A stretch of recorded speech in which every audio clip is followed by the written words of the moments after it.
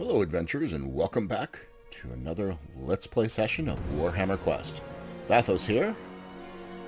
We're getting ready to get back into it. Last left off, we bought some equipment. We were ready to go back out. Keep on doing this one. Scorched armor for the Marauder. Okay. Don't want to do that. Might actually try and do the main quest here. So let's do this one. I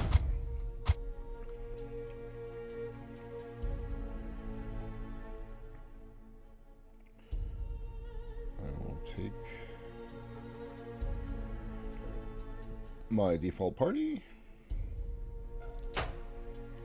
Some level 2s in there, so hopefully that'll help. The Miserable Minstrel. A few hours later, you find yourself amidst some ruins that the forest had long since taken over. The trees ominously tower over the decaying walls, and vicious-looking ivy has covered the rest. The minstrel, now much happier, points to a sunken cave entrance in the center of the ruins. Off you go, then. It's down there. Don't worry about the bandits. They've been scared off by whatever lurks in there. Nothing that will bother brave warriors such as yourself. Remember, the gold is yours, but the instrument is mine. Okay, the Miserable Minstrel. Everybody's in a funky order. Okay, let's get everybody moving. Check. There's the dagger. I just have to decide who is going to wield it. Oh, he can't. Well, I guess that means that he's going to wield it.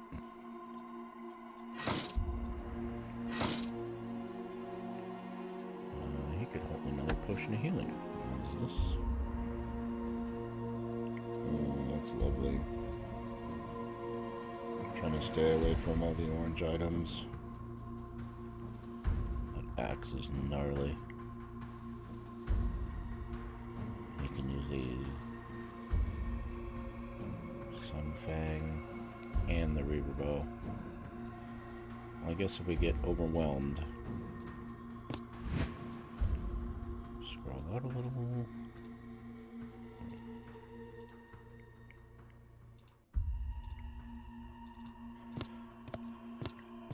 Keep everybody moving. Move, move, move.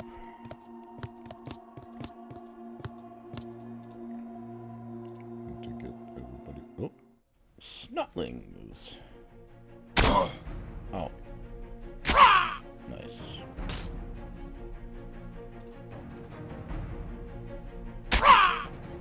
Oh, nice. Get him some experience.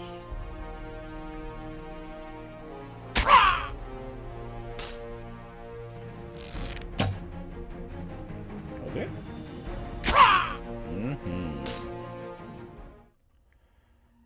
Oh, that's some good money. No magic. Okay, I need that to get some healing on him.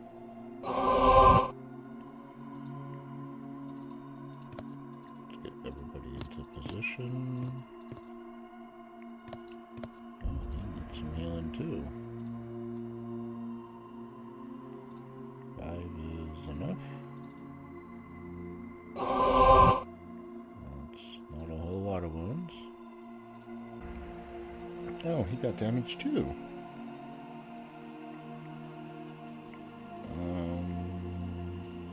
One more turn.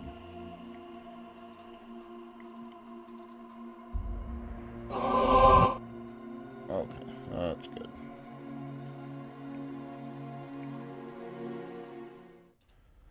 More snotlings.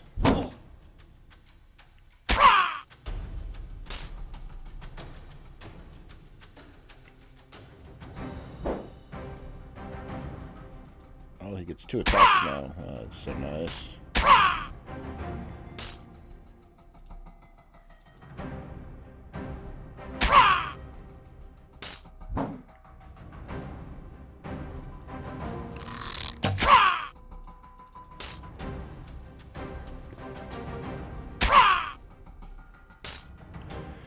Okay. Woe Watcher amulet. And we're all banged up again. I need to keep moving. Night gobbies. Good night gobbies.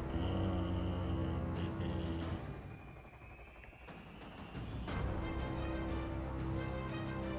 Here. Cleave. Place 2 attacks. Him in. Nice. Be able to make it. He can shoot. What's that?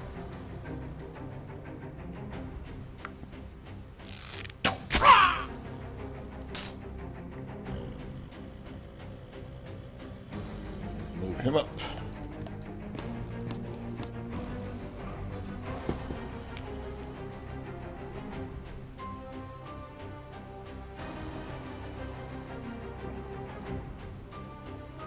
And turn.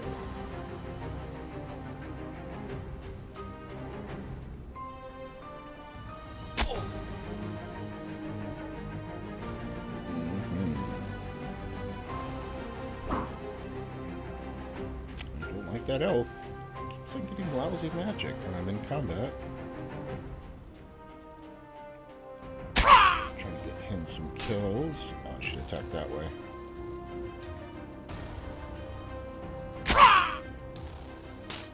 There we go. Vendor loot. Okay. Oh, he's in a move. Okay, well, we'll go running across the room. Ah, finally.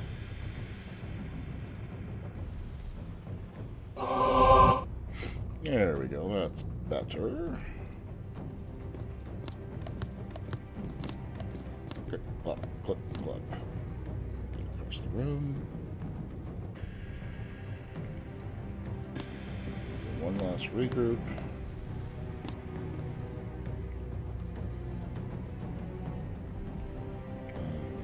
I have to heal. There we go. So he's at full.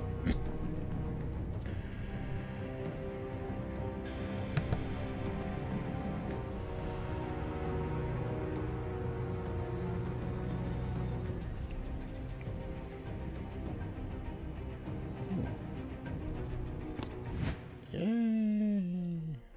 Night Goblin Spearman. Can he...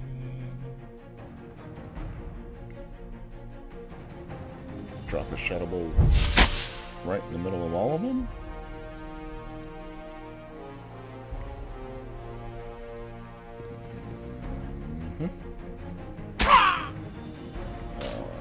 Wasted his attack. Trying to spread out the experience points.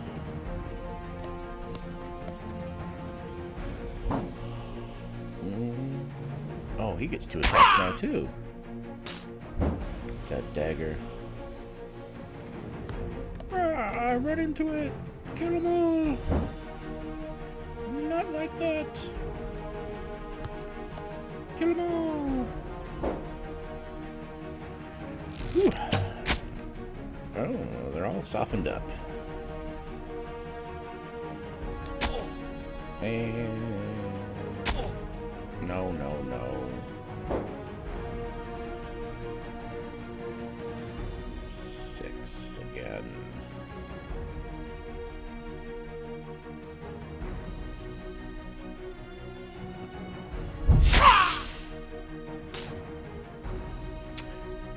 Thwack.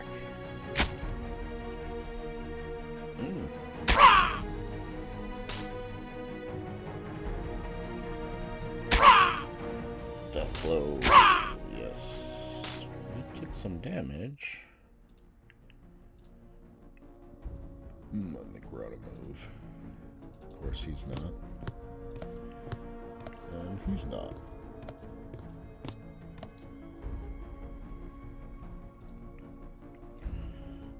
He's really banged up. I have no magic.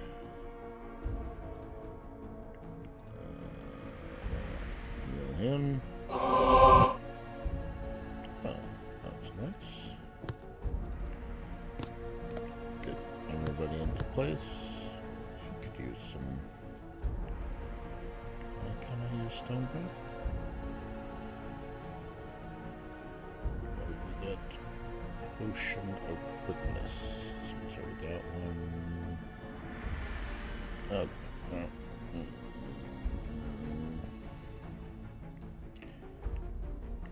That's not enough.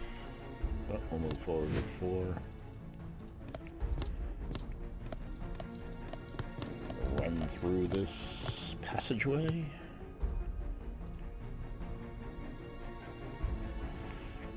Seven magic, on the other hand. Okay, I feel a little bit better. My guy's all banged up.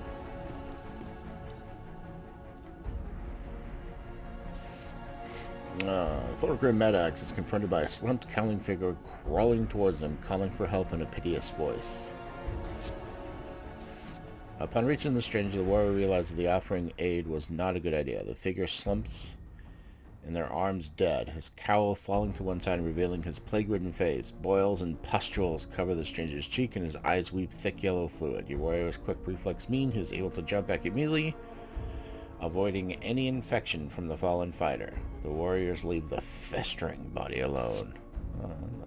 That's kind of lovely. Snotlings. And no magic. Death blow. Death blow. Let's run in here. They kill out these two. Death blow. Death blow. Run in. Run in. Shooty, shooty. Miss. Okay. Now I'll move forward. And attack him. Okay. Alright, so we'll do a little healy. Stab. Stab. Alright. That dagger is awesome. Apparently I should have the wave guy with me. Move up. Moving on up. Mage is out of move. 7. Man. I almost don't want to waste that much.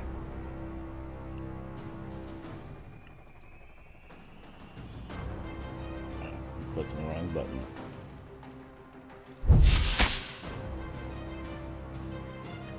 Soften the crowd. I could have him run up and attack. But that means I just blocked off the passageway. Not good. Alright, finishes them off. Oh, it's a boss in the back.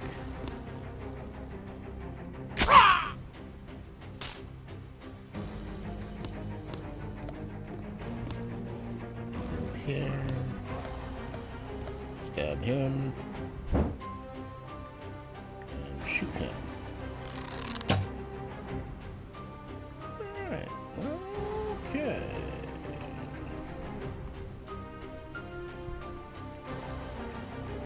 Ooh, 7 magic. Stab. Shoot.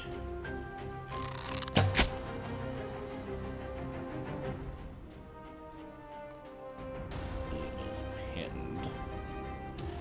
Doesn't mean I can't drop one of those. Stab him. Okay.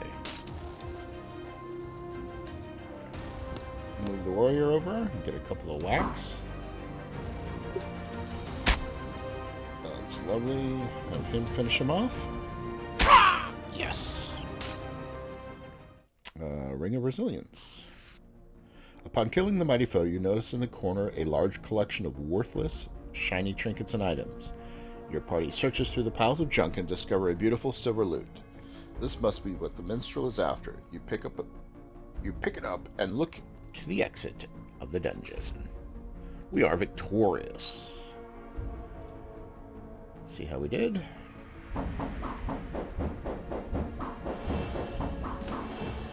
Wow. Whoa. Awesome. Does that mean everybody is second level now? I think so. The Miserable Minstrel. As promised, and perhaps surprisingly, given your unusual guide, there is indeed a hoard of gold. And in one of the chests you find a silver loot that has the unmistakable whiff of an enchantment about it. With the treasure collected, you make your way back to the surface and find the minstrel balanced on top of a dilapidated wall. He looks down on you with a delightful smile as you emerge into the gloom. Victorious, I see. I knew you would be. Now have the loot? Give it here and I'll play us a merry ditty. All the way to Siegfriedhof. You hand over the silver loot to the minstrel. No. There is something not quite right about this annoying musician. Beside the loot is nice enough. It's probably worth a pretty penny to the right buyer anyway. With an unseen signal to your party, all agrees on the same course of action. Suddenly, your largest warrior charges forward into the crumbling wall that the minstrel has stood upon. He comes tumbling down amongst the ancient stones, some of which trap his leg, pinging them under their great weight. How dare you, he squeaks. Your party pays him no heed as they walk along the tracks back towards a road. We had an understanding. The loot is mine. Fine. You want the truth? I'm the bandit king. They call me the Grey Minstrel of Siegfriedhof. I'm famous, you know. My boys are just in the woods. They'll come at my summons. Then there will be trouble. He calls after the adventurers. Then to himself, Gods, the singles was me playing the lute. You escape the dungeon and the Grey Minstrel's trap. The loot is not much good in your hands, but worth a fair crown in the open market, which you'll easily get when you reach your next town. 100. And quest complete. Travel back to Siegfriedhof. Oh, hey. Abyssal Woods. The party travels through an abyssal woods, a place that is saturated with malice and fear. Within the woods, they find a group of long-dead corpses. A party once not unlike your own. Your party shakes off any fear, reason they have encountered far worse within the dungeons that they've explored. The warriors search the bodies of the dead party. And we get 250 gold. Oh. And a nice helm.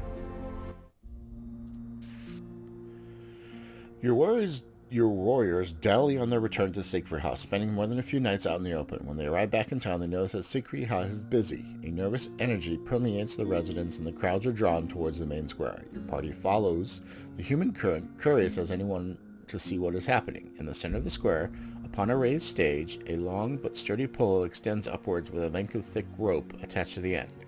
Dangling on the rope, tied to it by his ankles, a familiar figure sways like a human pendulum. As he flails about, the watching masses caterwaul and pelt him with rotten vegetables. Some even strike out with improvised cudgels should he swing into range. The adventurers recognize the hapless victim as none other than the bandit king himself, the Grey Minstrel. He must have been caught whilst your party was dawdling on the return trip. The warriors push their way forward, keen to find out what is to come about and even gloat if they get a chance. Yeah, that's because how we are. Despite the swinging motion and the upside-down perspective, the Grey Minstrel spots your party as they draw near. Greetings, says the Grey Minstrel, smiling in spite of his predicament. I promise revenge, and now I'll have you right where I want you, he says while swinging overhead, barely missing a large marrow thrown from the mob. Don't worry about this. It's all part of the plan. I have his daughter, you see. He points with a flailing hand. Your party turns to see the Burgermeister standing just beyond the rabble with a grim visage and flanked by the town's watch. He's waiting for me to give up the location, but I'm only going to tell you lot. It's a trap, you see, one you're going to walk right into. He won't kill me while his daughter's alive, and if she dies, well, he'll kill all of us. I'd go find her if I were you. The Grey Minstrel breaks off as he is hit in the face by a large, sudden cauliflower. With that, the town watch marches forward and surrounds the adventurers. This annoying magician is right about one thing. I don't think they have a choice about this. The Grey Minstrel's Revenge. Okay, let's pop into the market real quick. Sell off the junk. I wanted to sell the club.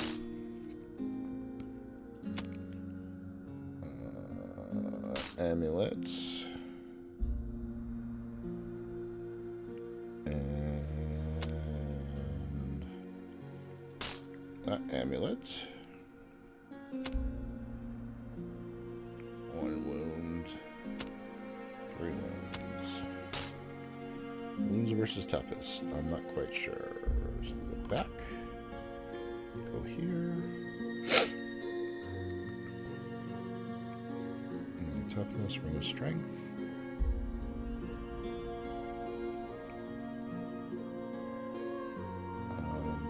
We'll give him a little toughness.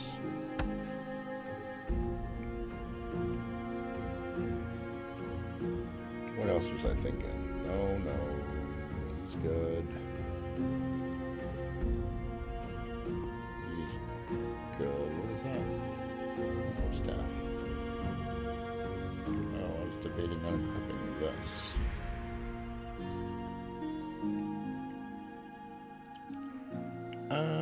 I'll just sell it. I think I'll just vendor it. Could use the money with some good dough.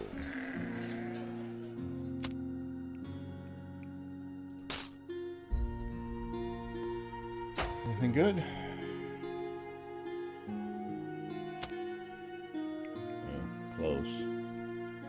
Marauder and wizards are the only that like longswords. Oh, is that the one I sold them? They marked up a lot? Oh, I need to level up. Trading grounds.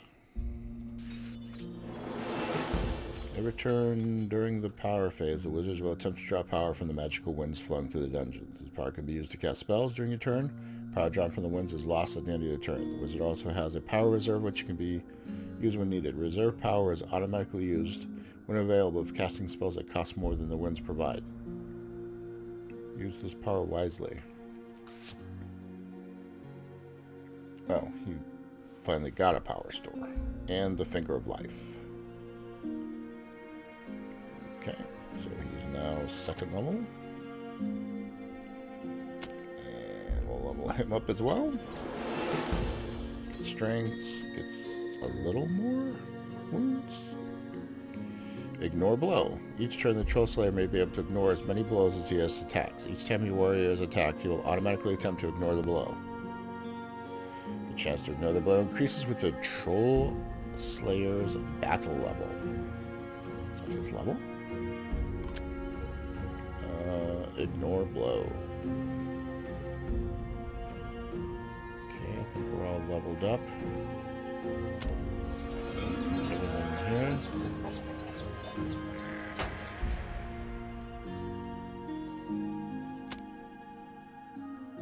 Oh, I didn't sell my axe. I still have it. Okay, so this looks like a good place to take a break. We managed to finish the first main quest, and it looks like it's given us a second part. So we'll end it here. Thanks for watching. Bye.